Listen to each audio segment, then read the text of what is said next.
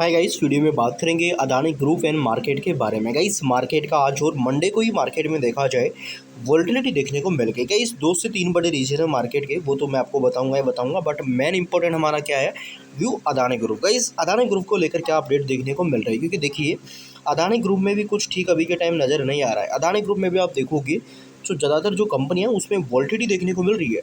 तो guys, latest news क्या है, अपडेट्स क्या है, वो यहाँ पे हम देखने वाले हैं कि भाई किस तरीके से यहाँ पे अभी के टाइम जो अदानी स्ट्रेटजी है वो हमारी रह सकती है और किस तरीके के जो अपडेट्स है अदानी ग्रुप में देखने को मिल रहे हैं। तो इम्पोर्टेंट गाइस, अपना जो पर्पज़ है वो टोटली एजुकेशन है। अपन एजुकेशन के हिसाब से काम करते हैं, अपन कोई सेल बाई या प्रॉफिट लॉस का दावा नहीं करते। तो आप कोई भी डिसीजन लेने से पहले एक बार अपनी रिसर्च जरूर कर लीजिए, क्योंकि शेयर बाजार में इन्वेस्टमेंट जोखिम से भरा हुआ है, तो रिसर्च करना मिस मत करेगा। तो लेट्स सी गाइस, सबसे पहले मैं बात करता हूँ अदानी ग्रुप को लेकर। देखिए, नवी मुंबई एयरपोर्ट अब बना नया कार्गो हब यहाँ पे।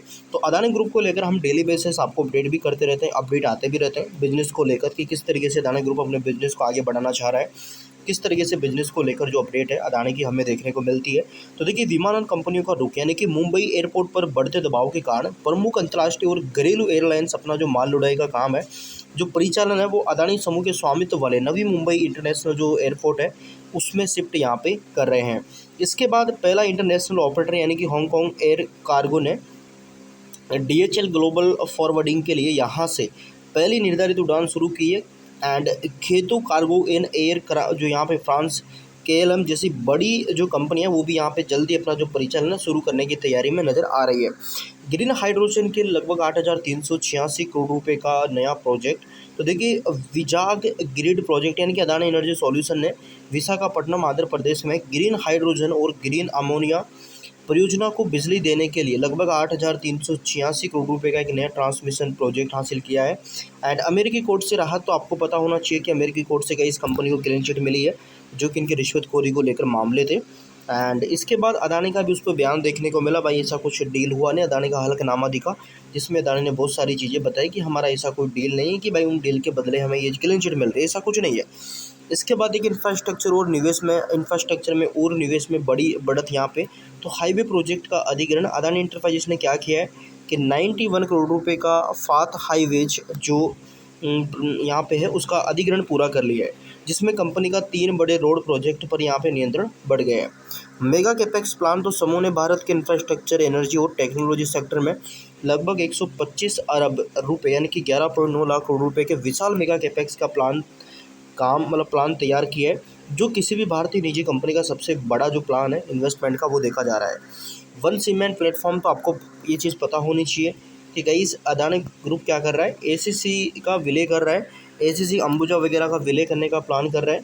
मंजूरी की प्रक्रिया, यानी कि इस बड़े विलय के लिए सेबी से एनओसी मिलने के बाद नेशनल कंपनी लॉ डिस्ट्रीब्यूशन यानी कि एनसीएलटी में अंतिम मंजूरी के लिए आधिकारिक आवेदन दाखिल कर दिया गया है। इस कदम से दोनों कंपनियों का परिचालन खर्च घटेगा और वन सीमेंट प्लेटफॉर्म के तहत काम भी आसान यहाँ पे होने की उम्मीद है।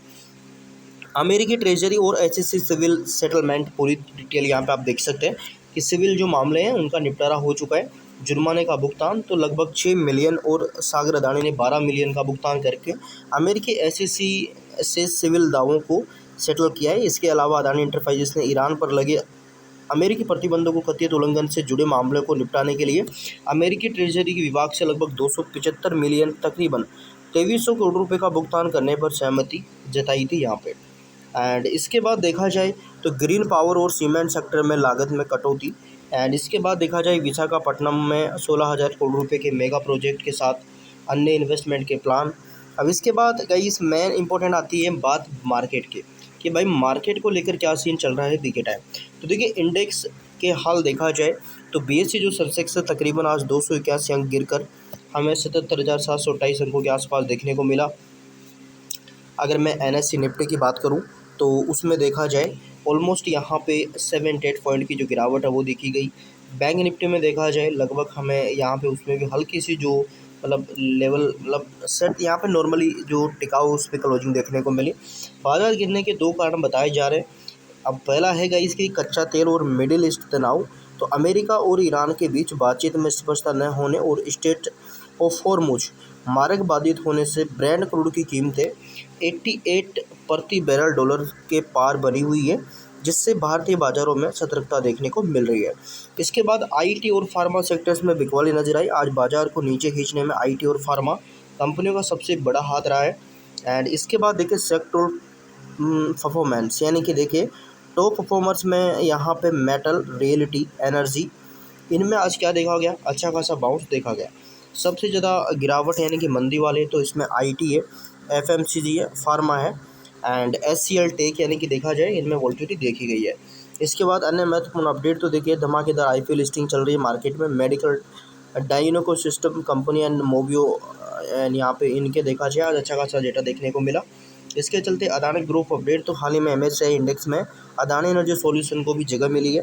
भारतीय रुपये की मैं बात करूं 95.47 स्तर पर देखने को मिल रहा है, जो कि 0.06 हमें कमज़ोर होकर देखने को मिल रहा है। तो इस तरीके से मार्केट और अदानी ग्रुप इनको लेकर खबरें देखने को मिल रही है। आपको क्या लगता है, क्या अदानी ग्रुप अपने लॉन्ग टर्म जो प्लान्स है उनको सही तरीके से एग्जीक्यूट कर पाएगा? क्या अपना जो विजन लेके चल रहा है वहाँ तक पहुँच पाएगा?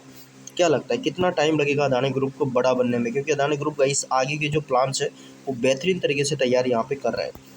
तो कमेंट बॉक्स में अपनी राय ज़रूर बताना। बाकी गाइस अपनी रिसर्च ज़रूर करें, क्योंकि शेयर बाजार में इन्वेस्टमेंट जोखिम के अधीन है। तो जोखिम को देखते हुए रिसर्च करना मिस मत करेगा, क्योंकि शेयर बाजार आपको पता है जोखिम से भरा हुआ है। So thank you for watching guys, अपनी रिसर्च करना मिस मत करेगा।